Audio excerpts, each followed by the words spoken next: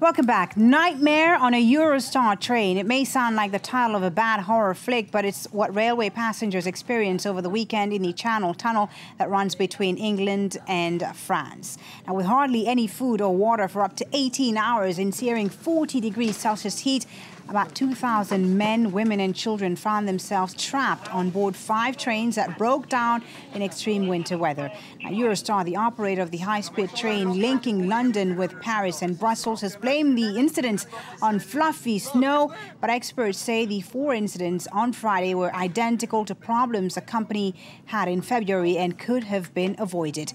Well, in a moment, we'll be speaking to Roger Ford, industry and technology editor at Modern Railways magazine. But first, Kate Williams takes a look at the events of the last few days. It's been 3 days and still no Eurostar trains are running. The distress and irritation is mounting for the tens of thousands of passengers stranded days before the Christmas holidays. They can only hope the train company will get some services up and running soon. Test trains that we ran this morning did not encounter any problems, and the same this afternoon. If all goes well, and we are confident that it will, passenger services should resume Tuesday. The service will be limited to about 2 trains out of 3. That's what we've been working on. This works out at about 26,000 seats. Eurostar says unprecedented weather conditions are behind the electrical failure that stopped trains running. Our trains are designed to deal with heavy snow. This time there's been a very thin, powdery snow as you usually find at high altitude. With very low temperatures at the tunnel's entrance and very warm temperatures inside the tunnel, the snow melts very fast. There's been a problem with condensation, which meant electronic systems stopped functioning. The national French railway operator SNCF, which owns 35% of Eurostar, has been ordered to get normal service resumed by Tuesday, while the French government plans to launch an investigation. Traffic blocked for several days in a row is not something we can tolerate. The government wants explanations. We're going to have to carry out our own investigation to see that measures are taken to stop this from happening again. Booking new tickets on the Eurostar is out of the question until the crisis is resolved. The firm also says it's investigating and has promised to refund every ticket and pay €170 compensation to each passenger. But that does little to raise morale among the travellers stranded in Paris and in London. We might leave on another day or not, or maybe by other means. This might be the last time with Eurostar. We don't know where to stay. We don't have the money to fly. We have to go over. I think we have to go swimming. I don't know. I really don't know what to do.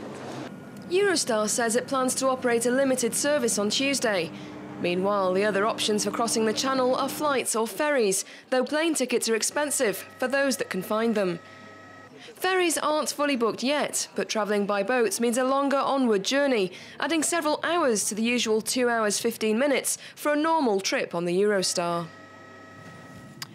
Well, joining us now on the line from Hersham in the UK is Roger Ford, industry and technology editor, who works at Industry and Technology Editor.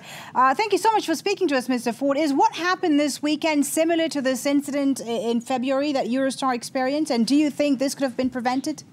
It certainly could have been prevented, but of course snow is a very complex substance. You know, we think of it as the fluffy stuff, but what happened here were tiny little ice crystals, and although they've got filters to stop the ice getting into the trains, these were so small that the ice actually got through. But it has happened on other trains in the past.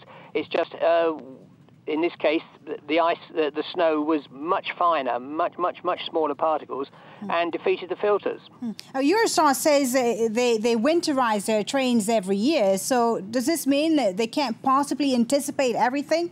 Yes, exactly. It's happened on other trains. It's happened on trains in Britain where a complete fleet was knocked out because of extra icy weather, and there they had to put on more modern filters to keep the snow out, so that they used equipment off North Sea oil rigs. The technology is there. It's just whether you need to put it on. The Eurostars haven't had this problem, and of course other railways in Europe haven't had the problem for a long time. But when you get a particular sort of weather which you can't really predict, you can get this very, very fine snow which gets into the train. And of course it's worse for Eurostar because most trains just go along in the cold. Eurostar goes into this tunnel for about half an hour where it's very, very hot and very, very humid. So, of course, all the snow melts, gets into the electrical equipment and shuts the train down. All right. Stay with us, Mr. Ford. Let's go to France 24's Benedict Pavio now in London. Benedict, you were at St. Pancras Station all day today.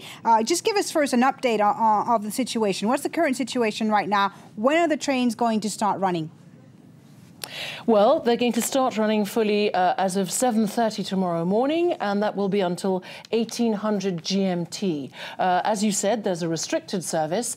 They expect about 2/3 of the trains that would normally go to leave tomorrow. That's 26,000 seats on board those trains, and the priority will be given thus. People who were due to travel but didn't travel on Saturday and Sunday, highly frustrated, many of them very angry, desperate to get back to wherever they were supposed to be in France or in Belgium, will be the people who have the priority tomorrow. People who are due to travel today will then travel then the day after, and people like me who were supposed to travel on Wednesday and Thursday will in fact be able to travel on Thursday, which of course, since the 24th of December, we know is Christmas Eve. Right. So of course, what that does not take into account fully, just briefly, is the fact that people often had ongoing connections. So if you were supposed to go to Lille or Paris or Brussels and had other ongoing connections within Belgium or France, you're basically, well, you've got a big problem because you don't have a seat anymore on those connections. Yeah, of course, and there's a huge controversy right now, Benedict. Eurostar is under fire for these incidents. Even President Nicolas Sarkozy has spoken out here in France, demanding that service traffic resume by Tuesday. What explanation is Eurostar giving, Benedict, for these incidents and the subsequent suspension of the traffic? Well, first, huge apologies, profuse apologies, adverts even in various British newspapers. Better communication, food, hot drinks, etc. But the technical explanation is that indeed there was a problem, that there was extremely bad, there were extremely bad weather conditions in the north of France, and that snow penetrated into the electrics.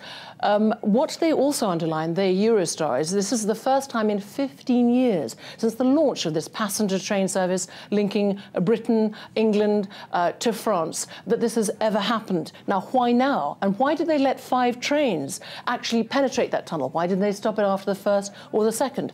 Are there problems that need to be resolved between Eurotunnel, the company that actually exploits and runs the whole of the tunnel and that lets Eurostar passenger trains go inside that? Is the connection really, are they not interacting fast enough? Why were people kept on board trains for 5 hours, some in Ashford Station? Why were they not allowed to then disembark, get into the train station itself? Many questions, and both on this side of the channel and indeed, as you said, President Sarkozy want answers. I asked Richard Brown, the Director General of Eurostar. He promises that in this independent joint inquiry between Britain and France, there will be results, and we will know them within weeks. Will heads roll? I think it's very possible. All right, possible that heads could roll, Benedict. Roger Ford, let me go back to you now. As Benedict said, lots of questions, many answers that we're still waiting for. How could Eurostar have handled the situation better, in your opinion?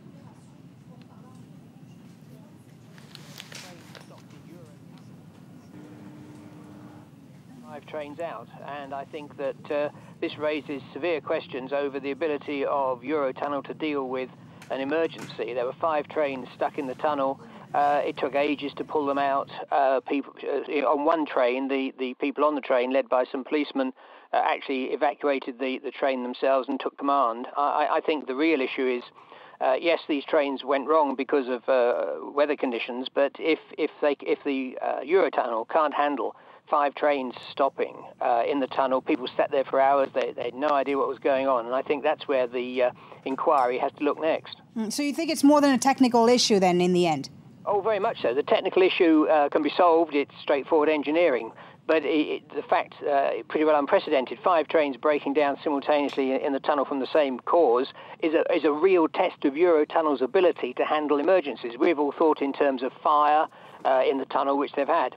But this was 5 trains with perhaps 500 or 600 people on each train. That's a lot of people. They took a long time to get them out. As your correspondent was saying, that they sat at the station on the English side and weren't allowed out of the train. It was very badly organised, and I think we get so used to the railways just running without a lot of effort. But when things go wrong, that's when you really test railway management. And I think the review will be pretty cruel about that. All right. Thank you so very much, Roger Ford, Industry and Technology Editor at Modern Railways Magazine. Benedict Spavio in London, thank you as well for joining us. That's the focus tonight on France 24. More news coming up very shortly. Stay with us.